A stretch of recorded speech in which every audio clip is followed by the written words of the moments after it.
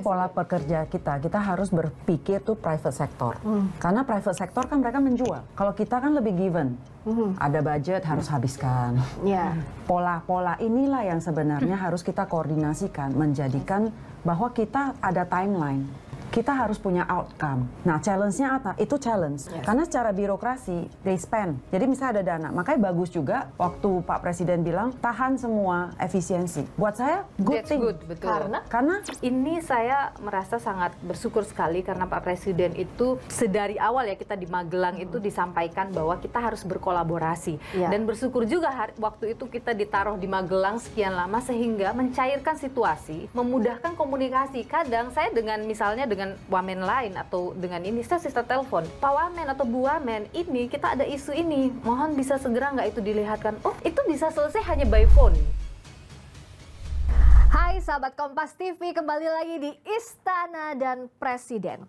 Masih bersama saya Friska Clarissa dan episode kali ini spesial banget, pakai telur, pakai semuanya. Karena kita kedatangan dua wakil menteri. Tepuk tangan dulu untuk Ibu Veronica Tan, wakil menteri Pemberdayaan Perempuan dan Perlindungan Anak. Dan juga ada Mbak Niluh Puspa, wakil menteri pariwisata. Apa kabar? Hai, sahabat lama saya. Akhirnya ini seperti tidak asing ruangan podcast ini ya. Biasanya juga Ibu di sini kan podcastnya. Nostalgia ya. Nostalgia. Dan juga, kalau ini wartawan senior Istana lintas masa, Mas Osdar. Apa kabar, Mas Osdar? Baik-baik. Kalem ya Mas Osdar hari ini. Karena gemetar. Tadi antara dua perempuan yang sangat cantik. Wah, luar biasa. Dan ini deg-degannya belum hilang. Ya ampun. Jadi sambil podcast ini berjalan, di maintain dulu deg-degannya ya. Kan ada banyak yang harus ditanyakan sama Mas Osdar. Hari ini kan kita akan ngobrol banyak banget, terutama soal apa sih perannya wakil menteri di Kabinet Merah Putih pemerintahannya Presiden Prabowo Subianto. Saya tanya dulu nih ke Bu Vero dan juga Mbak Wamen Niluh, apa kabar pertama-tama? Sehat. Sehat dong. Sehat dan semangat. pagi yang indah. Sudah secangkir kopi? Sudah. Tanpa gula? Betul. Tanpa krim ya? Tanpa krim. Ais americano itu harus mengawali. Dan pagi-pagi sudah disibukkan dengan isu-isu. Aduh, banyak isu ya. Udah ditungguin buat wawancara, Bu Vero. Oke, tapi ngomong-ngomong karena banyak sekali tugasnya, sebenarnya perannya wakil menteri ini apa? Karena kan banyak tahu jabatannya, titelnya wakil menteri. Tapi sebenarnya kerjanya pada praktiknya seperti apa sih? Dari mulai Bu Vero dulu boleh?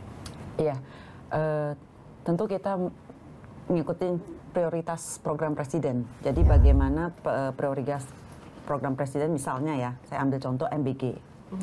Nah, MBG itu kan sebenarnya karena urusan stunting. Karena asta-cita Pak Presiden yang menekan, apalagi kita anak generasi emas 2045. Itu jelas, jadi ke akarnya, berarti anak-anak itu harus sehat. Nah, apa kaitannya dengan MBG, program stunting, itu kekaitan ke kita. Karena di ranah Kementerian PPPA ini kan pemberdayaan perempuan serta perlindungan anak. Ya. Jadi yang kita jemput bola dari program prioritas Pak Presiden, kita harus kembali kepada keluarga. Karena makanan sehat itu di sekolah, bagaimana pola kesehatan keluarganya juga. Nah, itu masing-masing dari kementerian kita itu mengambil porsi-porsi masing-masing. Nah, perlindungan anak, bagaimana ketika dari sekolah mereka makan di rumah, dipastikan mereka itu aman, punya pemenuhan haknya, bagaimana perlindungan di dalam. Karena ya kaget juga ketika pertama kali menjabat, ya dulu kan pemberdayaan keluarga, karena lebih ke daerah, lebih sebagai tugasnya adalah memberdayakan keluarga.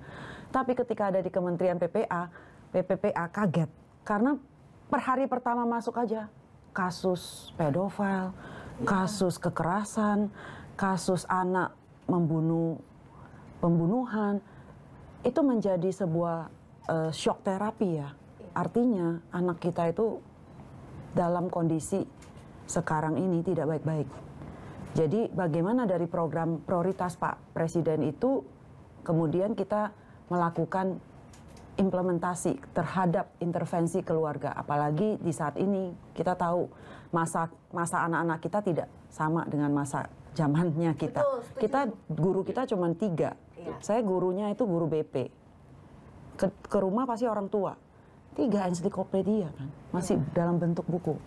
Mas Hoster. Tapi anak saya aja, anak yang penuh dengan perdebatan kan. Karena kita ngomong apa, mereka debatin. Karena mereka memakai Google. Mbah Google, itu guru mereka.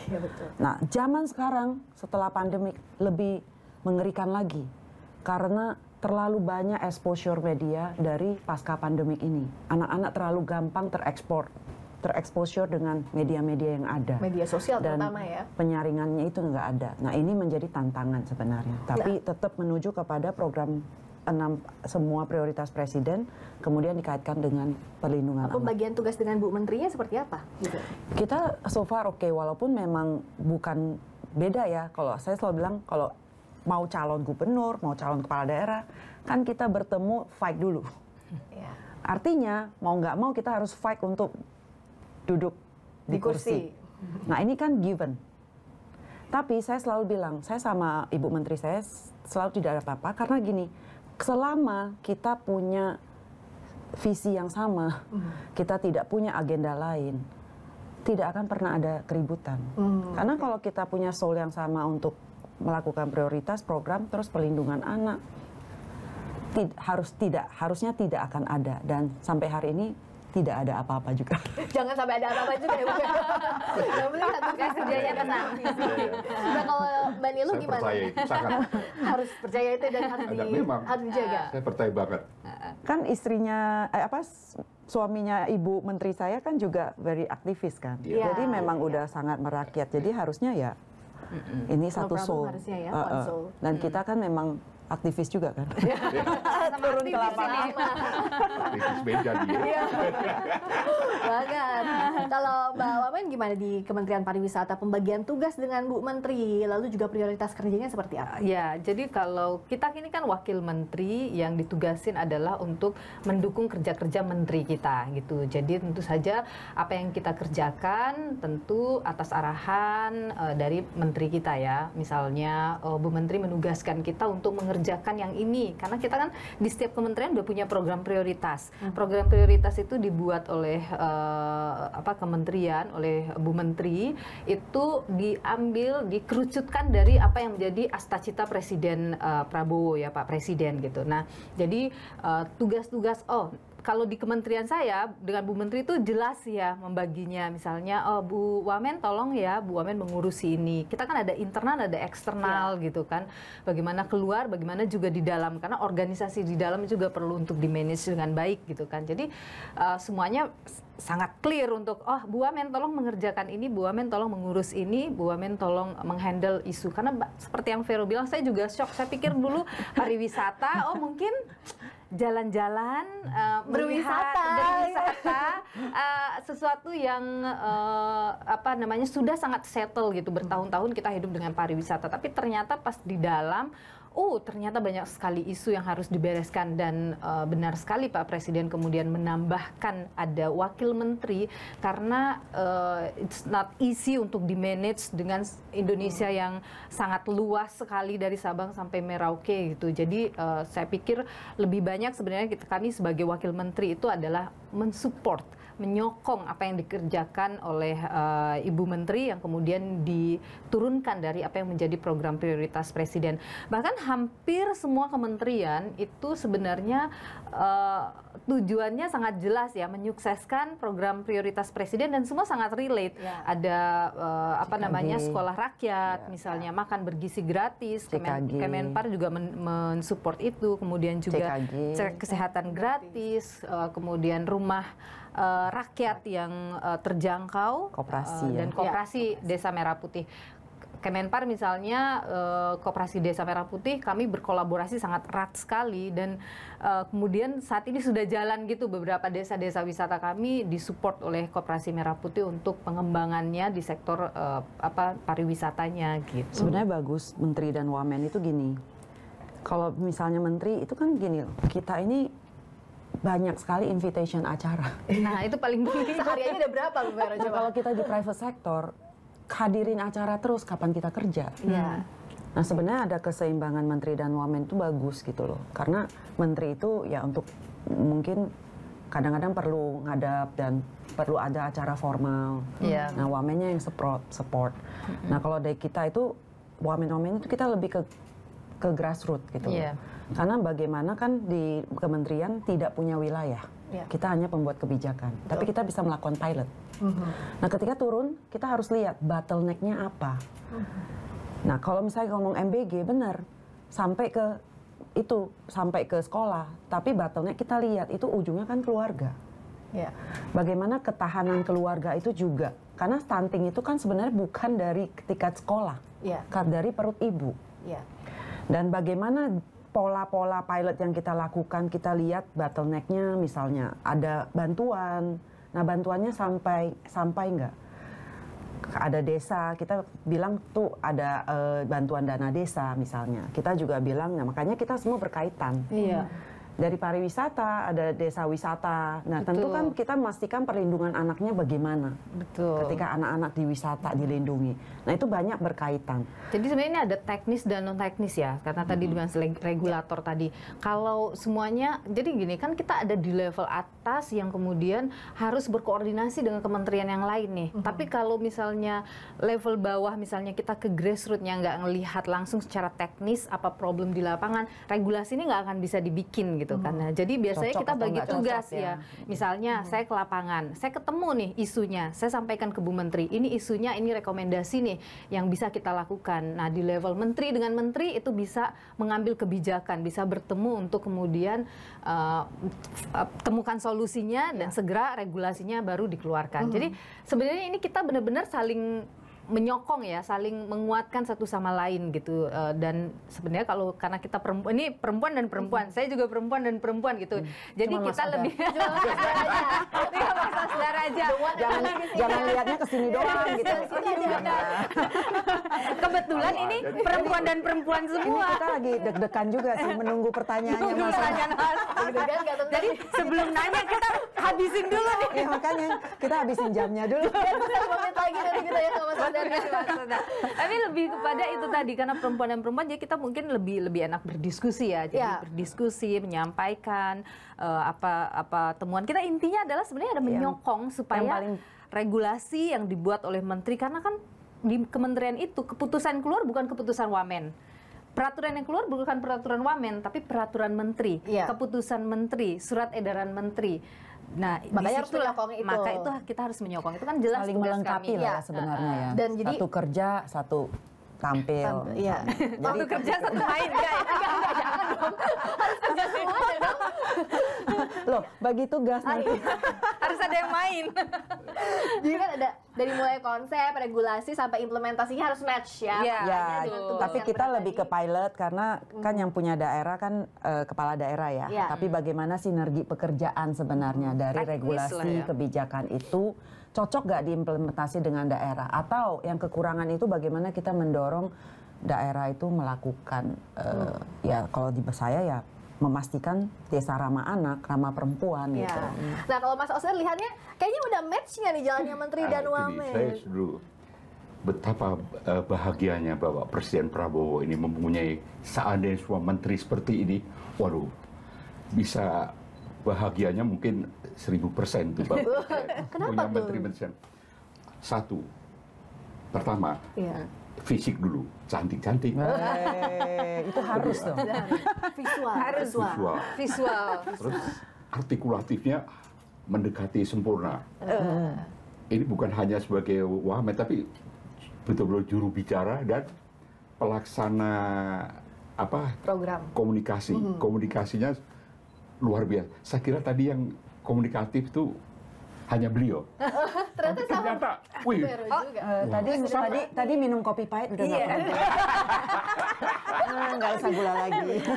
Tapi memang kalau wamen-wamen perempuan, Mas Osdar, kami itu kita women support women. Kita sangat strong koneksinya dan selalu saling nempel dengan sendirinya, Mas. Menempel dengan sendiri ya. Dan rata-rata cerewet. Wah, susah di stopnya.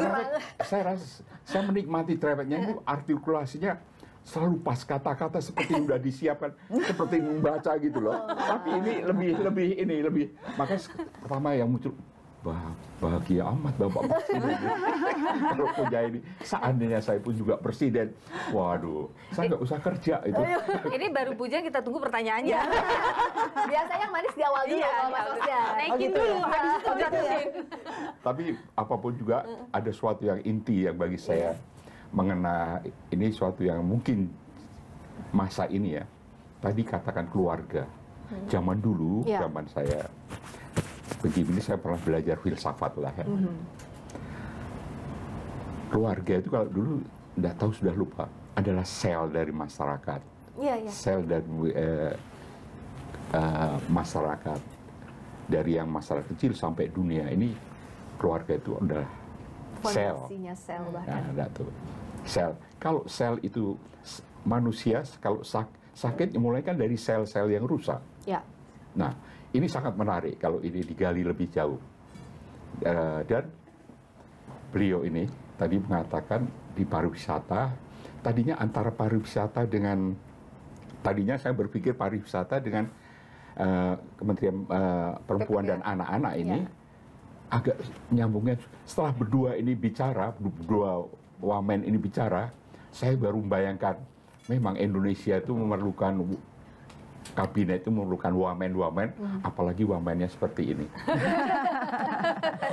Pariwisata dan pemberdayaan perempuan itu sangat erat kaitannya. Pariwisata terutama kan mobilisasi manusia kan, dari ujung dunia sampai ujungnya interaksi ini. Dan itu teknologi apapun juga yang saya juga sangat gaptek sekali, itu juga akan mempengaruhi pariwisata. Di satu ketahanan masyarakat yang keluarga, tadi intinya saya megang adalah keluarga, Betul. sebagai sel kan, begitu Bu Wamen. Betul. Ya kan, beliau mobilisasi manusia bergerak. Sekarang pergerakan orang bergerak itu sangat cepat dan keinginan tinggi. Ingin lihat dunia sana, lihat dunia.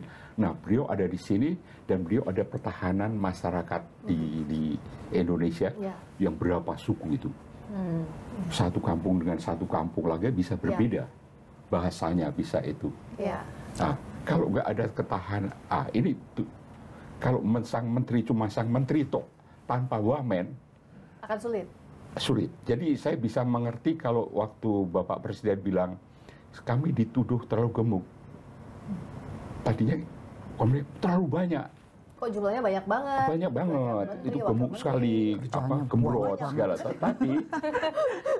Tapi memang tadinya saya juga meragukan pernyataan Bapak Presiden tentang karena Amerika yang gede itu lebih sedikit daripada kita. Tapi ke Indonesia itu lebih berapa sukunya, pulaunya terpisah-pisah dari laut, dan itu antara pulau kampung dengan kampung aja banyak beda. Apalagi di Papua sana, di Jawa ada antara yang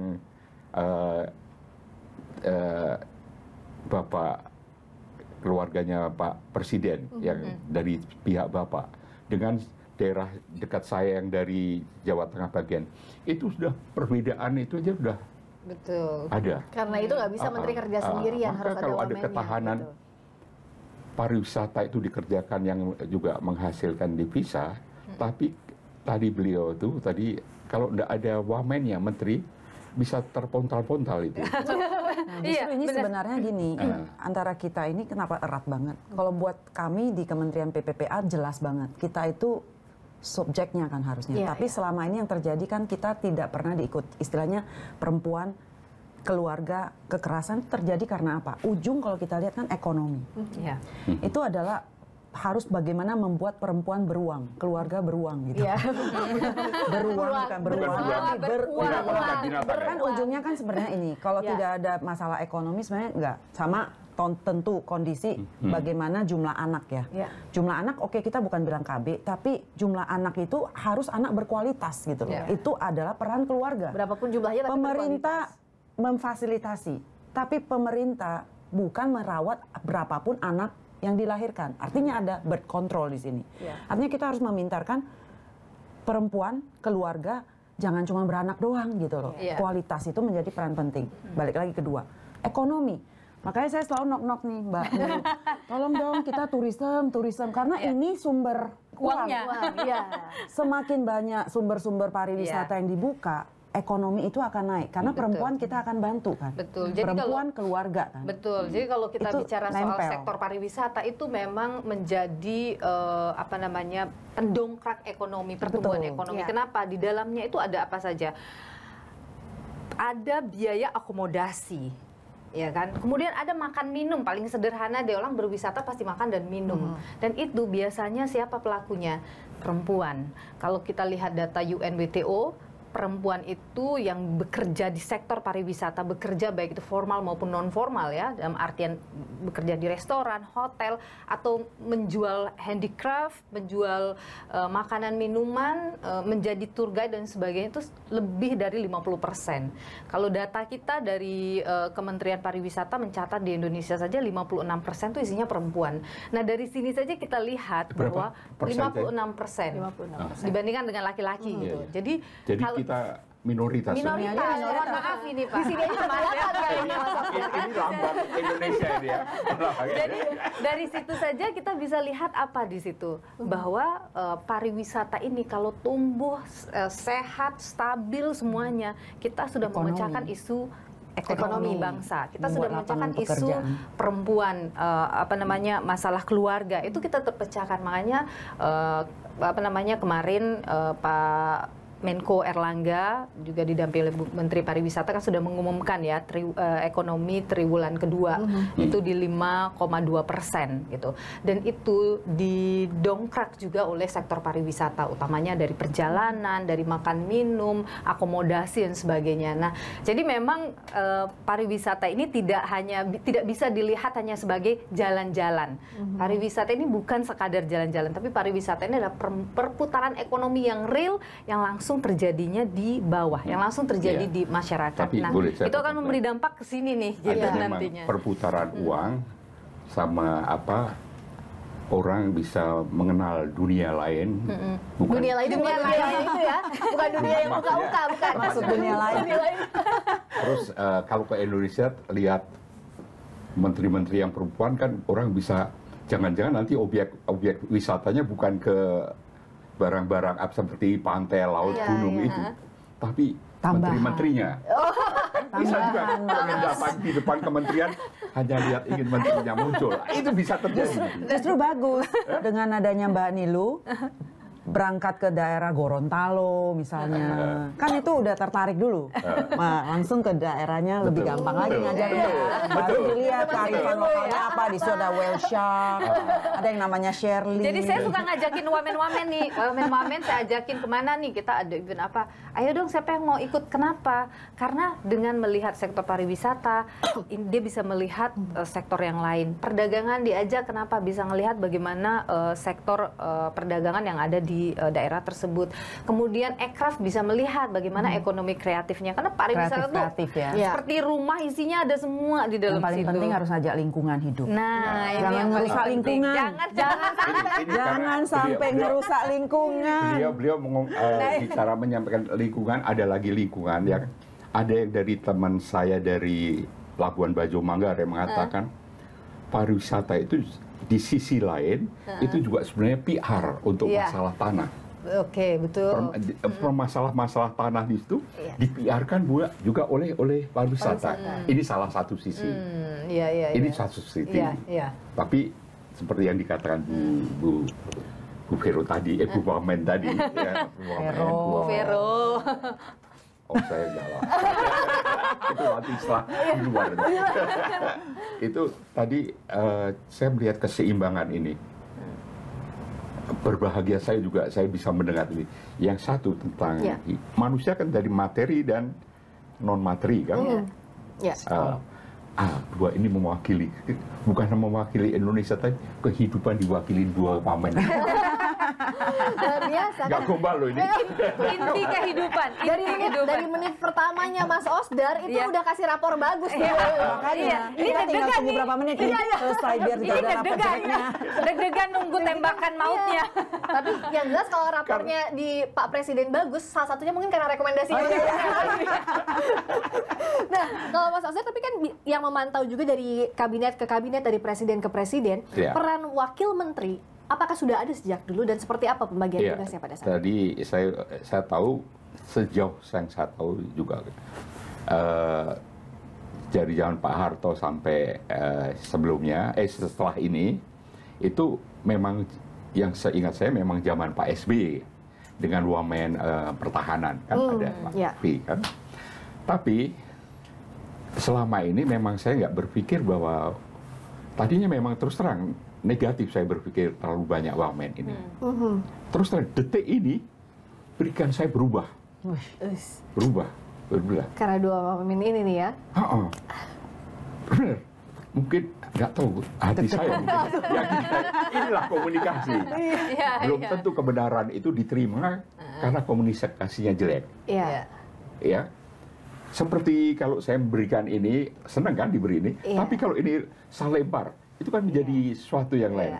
Nah, mudah-mudahan wamen-wamen lain mungkin sudah ya, tapi saya punya harapan mudah-mudahan seperti beliau berdua ini. Oh, kita kompak kalau wamen. Kita kompak. Jadi selanjutnya ini bisa memberi sejarah catatan sejarah Indonesia. Istana saat ini, istana kan wakil dari bangsa ini kan. Kalau diwarnai dengan yang cantik-cantik semacam ini dan artikulasinya juga cantik, Yang penting yang bisa diomongin kerja. juga cantik, yang diomongin juga cantik, kan tadi. Saya kira saya tidak menyangka tadi ngomong soal bahwa peran keluarga itu adalah suatu yang sekarang kita lupakan. Padahal itu memang betul sel masyarakat. Kemudian beliau gerakan itu bukan hanya jalan-jalan, bukan hanya itu, tapi juga harus mengingatkan untuk diwaspadai sesuatu.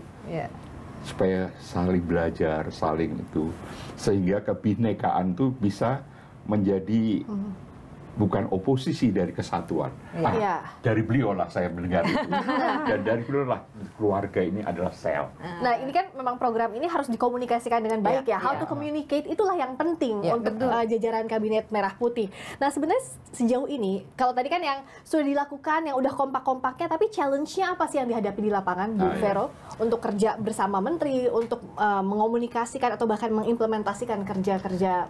Makanya pola pekerja kita harus berpikir tuh private sector. Karena private sector kan mereka menjual. Iya, betul. Kalau kita kan lebih given. Ada budget harus habiskan. Pola-pola inilah yang sebenarnya harus kita koordinasikan, menjadikan bahwa kita ada timeline. Kita harus punya outcome. Nah, challenge-nya apa? Itu challenge. Karena secara birokrasi, they spend.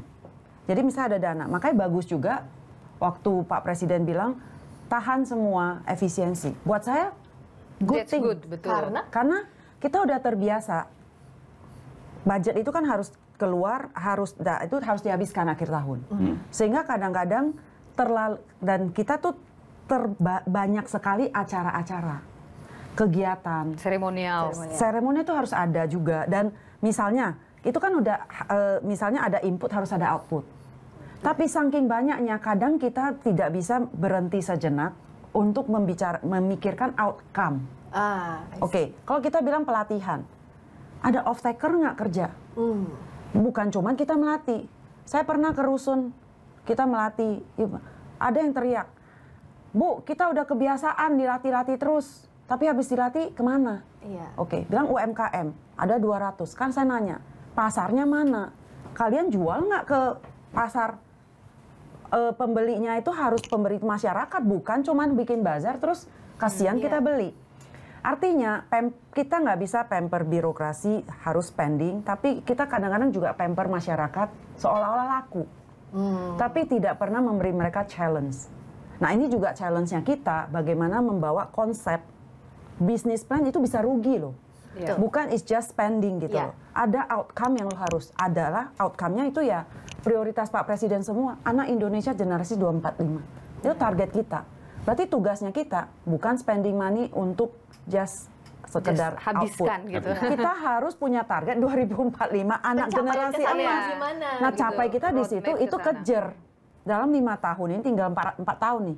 Oke lah 3,5 tahun. Setengah tahunnya kan nanti untuk berikutnya. Tapi dalam 3,5 tahun bagaimana kita mematahkan, bukan tidak baik, tapi bisa lebih baik lagi. Spending yang kita keluarkan ada outcome-nya. Off-taker-nya, UMKM-nya benar-benar teruji. Nah ini menjadi keluarga yang benar-benar tangguh dan punya kualitas, itu juga menjadi tantangan kita. Tentu dengan efisiensi kita harapkan semua berfokus kepada prioritas Pak Presiden ini untuk menjemput bola, tenangkan diri, lihat grassroots. Bottleneck-nya apa? Karena yang permasalahan itu adalah bottleneck, tapi bottleneck ini nggak bisa dikerjain kementerian sendiri. Itu harus bareng. Nah kita kadang susahnya itu adalah kalau kita mau kemana-mana udah capek duluan. Karena kita harus kemana-mana kan. Tapi yang bagusnya kita ini karena kita memang satu grup kompak gitu. Ada apa-apa nyari. Jadi bisa terurai sebenarnya kalau kita bawel, kalau kita mau cari tahu, kalau kita mau benar-benar ngejar. Program ada jelas. Yang penting bagaimana kita mengejar target seperti private sector mengejar untung. Jangan sampai waktunya rugi. Nah, itu challenge. Tapi sekaligus ya jadi hidup. Berhadapan dengan tantangan setiap hari yang live. Ini memang Kompas jago nih, Kompas TV-nya mendatangkan yang dua yang tadinya seakan-akan tidak links, tapi ternyata itu tadi Bu Wamen sama cantik ya, kalau saya sebut ya, yang cantik dan putih ini tadi mengatakan soal Atta lain. Kalau sudah memproduksi terus pasarnya kan, Iya betul. Kemana Pak? Beliau sebenarnya adalah walaupun secara omongan tidak muncul, tapi sebenarnya beliau juga pariwisata itu adalah pasar bagi produk-produk ini. Pariwisata itu dari tempat Bali itu kan, itu banyak yang bikin semua hal yang apapun juga bisa laku karena turis kan. Nah, ini leg 2 mendatangkan pasar. Pariwisata itu mendatangkan pasar. NTT udah kemana-mana. Kita udah keliling sih. Yang dibicarakan kan bukan pasar yang kita kejar, tapi pasar yang datang kepada produsen-produsen kecil UKM tadi kan. Itulah melalui pariwisata. Tapi memang challenge terbesar kita adalah implementasi. Itu adalah challenge terbesar ya. Gini, regulasi yang kita buat misalnya oleh pemerintah buat, karena pemerintah kan regulator ya, itu implemented nggak sih di lapangan? Itu yang perlu kita tarik dulu, baca dulu, cek dulu gitu. Regulasi yang kita buat itu implementasinya soalnya. Jadi bisa nggak diimplementasikan? Kalau diimplementasikan itu akan maksimal atau tidak? Atau justru jangan sampai regulasi ini ternyata malah membuat semakin susah gitu. Dan itu yang kemudian makanya Pak Presiden kan dalam beberapa kesempatan selalu menyampaikan ini harus kita ubah, ini harus kita permudah gitu. Kita harus sederhanakan karena memang harus kita akuin banyak sekali regulasi kita itu yang ternyata mempersulit. Kementerian yang lain malah yang dipersulit gitu misalnya. Misalnya regulasi terkait dengan pariwisata. Oh ternyata mempersulit investasi misalnya. Nah atau regulasi di investasi ternyata mempersulit pariwisata. Nah ini saya merasa sangat bersyukur sekali karena Pak Presiden itu sedari awal ya kita di Magelang itu disampaikan bahwa kita harus berkolaborasi dan bersyukur juga waktu itu kita ditaruh di Magelang sekian lama sehingga mencairkan situasi, suasana, memudahkan komunikasi. Kadang saya misalnya dengan wamen lain atau dengan ini saya telepon. Pak Wamen atau Bu Wamen, ini kita ada isu ini, mohon bisa segera nggak itu dilihatkan. Oh, itu bisa selesai hanya by phone gitu. Mungkin ini tidak terjadi kalau tidak terjadi yang di Magelang itu gitu. Tidak ada kolaborasi yang kuat tadi. Karena memang sekali lagi adalah banyak regulasi yang perlu untuk kita lihat baik-baik. Saya juga bersyukur Bu Menteri ini karena orang swasta gitu ya. Jadi beliau apapun yang beliau lihat adalah outcome. Jadi setiap kali misalnya Bu, Ibu perlu membuat surat edaran atau Ibu perlu membuat peraturan menteri. Beliau selalu mempertanyakan apa? Kalau saya buat peraturan menteri ini implemented gak? Justru akan bagus atau justru tidak akan bagus? Kita di-challenge untuk berpikir gitu. Nah, jadi business as usual yang terjadi di kementerian selama ini itu oleh Pak Presiden dibongkar, dirombak semuanya. Ujung-ujungnya adalah yang dibicarakan Vero tadi. Outcome-nya apa? Outcome-nya sudah pasti lapangan kerja. Outcome-nya sudah pasti pasar. Outcome-nya itu sudah pasti adalah pemerataan ekonomi. Maka di kementerian-kementerian ini kita juga selalu, di pariwisata kita create pasarnya. Jadi saya misalnya ke desa-desa wisata yang bahkan jauh gitu. Saya datang ketemu dengan masyarakat, masyarakatnya punya produk-produk yang bagus sekali, punya tenun, punya kerajinan tangan yang ternyata itu luar biasa gitu. Tapi mereka selalu bilangnya apa? Bu, tapi saya nggak ada pasarnya, saya mau jual kemana? Nah, beruntungnya juga kita ini ada di level menteri dan wakil menteri eksekutif gitu. Kita langsung bisa misal, ini cocoknya apa? Kita bisa kontak dengan teman-teman di swasta. Kita ini sebenarnya kan menghubungkan ya, meng-create itu, menghubungkan antara pasar, dengan posisi yang kita punya. Nah, akhirnya kita bisa membantu mereka create pasar. Dan kadang kan ada investor juga yang datang ke kita. Kita juga challenge mereka bagaimana agar mereka tidak hanya memikirkan keuntungan, tapi juga memikirkan nih bagaimana kok udah ngambil keuntungan yang banyak, seperti Pak Presiden bilang kan udah ngambil keuntungan yang banyak, mereka juga harus dong berkontribusi pada negara. Nah, hal-hal seperti itu yang terus kita upayakan lakukan. Tapi ini kan belum 1 tahun ya, jadi masih banyak tempat yang belum kita datangi. Memang kan belum 1 tahun, dan tapi harapan masyarakat setelah kabinet ini dilantik kan sangat amat besar. Makanya itu jadi tantangan juga untuk semua ya, menteri, wakil menteri di bawah pemerintahannya Presiden Prabowo. Nah, ini kan momentumnya juga mau 80 tahun Indonesia. Apa sebenarnya kerangka besar yang bisa diimplementasikan yang harus segera dilakukan di usia 80 tahun ini? Masih 1 tahun pemerintahannya Presiden Prabowo Subianto dan Wakil Presiden Gibran. Nah, apa-apa di 80 tahun ini yang bisa membuat masyarakat tersenyum untuk menyambut hari kemerdekaan? Kalau dari Bu Vero? Ya, 80 tahun. Sekarang angkanya bagus sekali. Kita ini kalau kita lihat negara kita ini 80 tahun itu boleh dibilang tuh kita udah kalau di negara lain itu kan aging population ya. Kalau kita 80 itu cemerlang. Karena yang lain itu harus memikirkan usia 60 karena mereka child free kan rata-rata kan. Kayak Jepang, Korea, apalagi Singapura. Ini pemerintah Singapura udah mikirin gimana membuat 60 tahun karena 10 tahun kemudian mereka itu udah population aging gitu. Nah, kita ini supply. Makanya program yang lagi kita supplier dong. Istilahnya kita punya productive age anak-anak yang 30 nanti ke depan, bonus apalagi demografi itu ya? Bonus demografi. Tapi ini yang menjadi kesempatan kita itu bagaimana dalam masa Pak Presiden Prabowo, Pak Gibran ini, kita tuh bisa benar-benar menciptakan skill yang baik, training yang baik. Karena mereka akan punya kesempatan banyak membuka lapangan pekerjaan, karena supplier ada di kita. Dan anak-anak emasnya kita ini, generasi kita sampai 2004 ini, ke bonus demografi ini yang harus kita capture.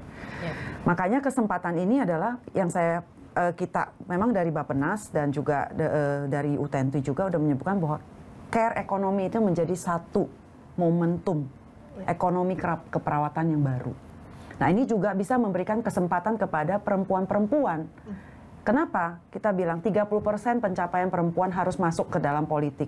Kita mempunyai regulasi, tapi implementasinya susah. Karena kenapa? Perempuan mempunyai peran ganda. Karena ketika dia sampai pada umurnya menikah, punya anak, akhirnya itu yang terbentur. Yang tadinya mungkin dia adalah profesional, tapi karena terbentur ini keluarga, sedangkan dibawa ke rumah ini ketika mereka mau kerja tidak ada yang backup.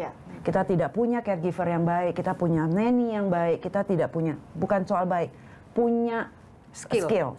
Kemampuan yang baik. Nah, aku bilang 80 tahun ini sebenarnya kesempatan buat kita.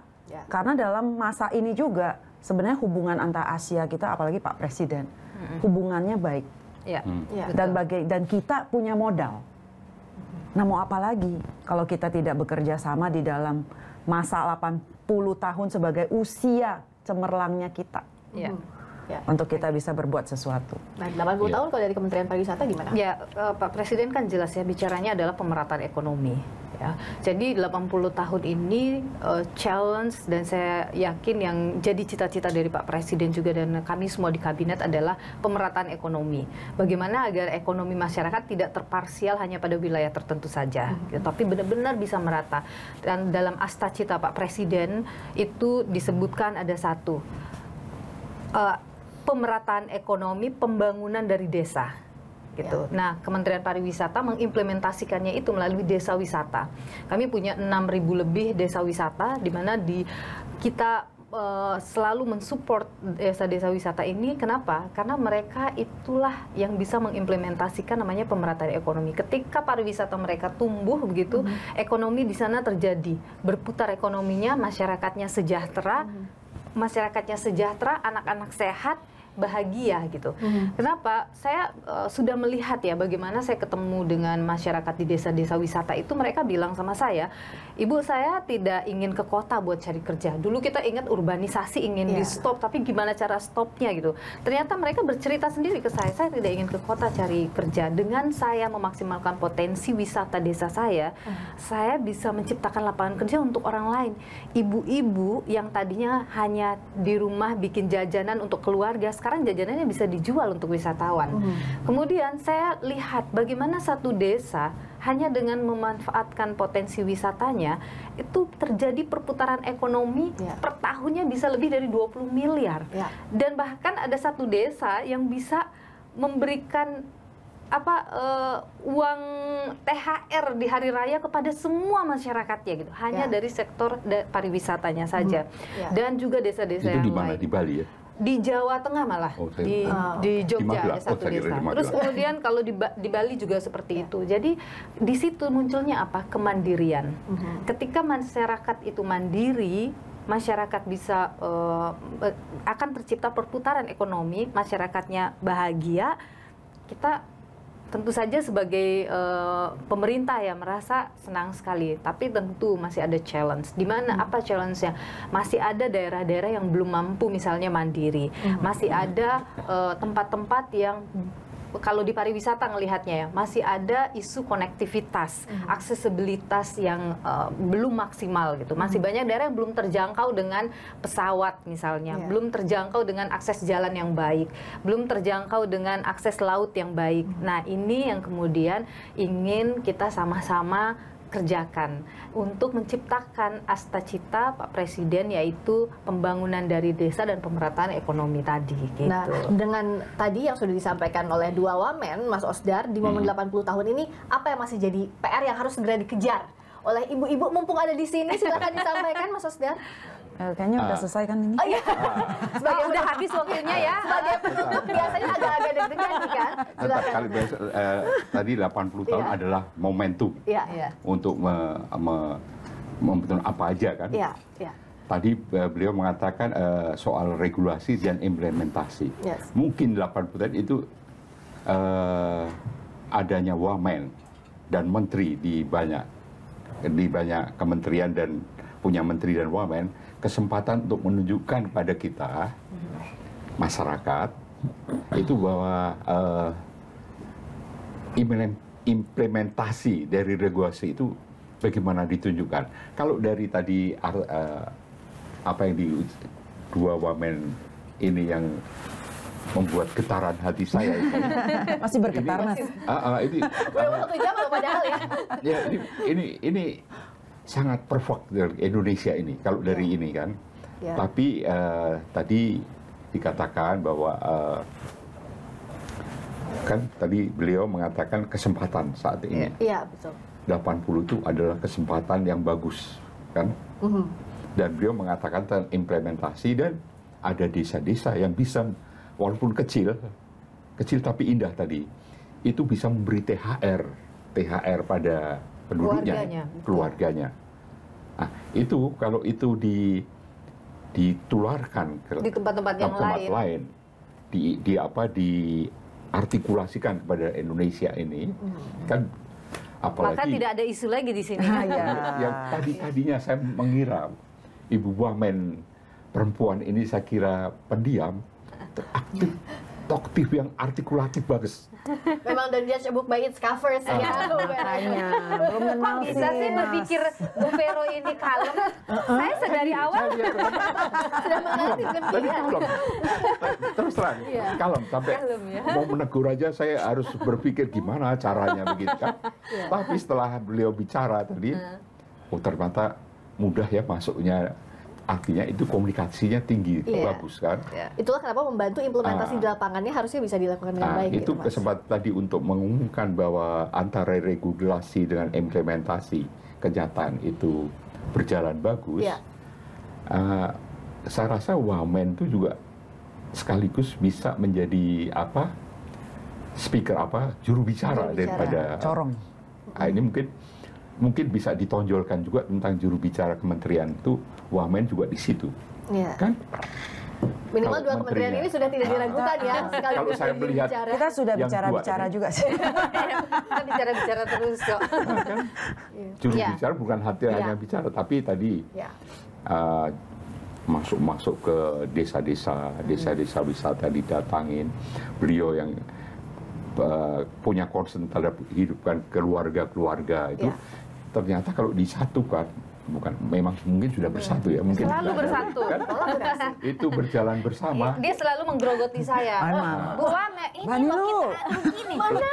Kamu harus lebih bagus lagi seandainya saya di antara situ kan.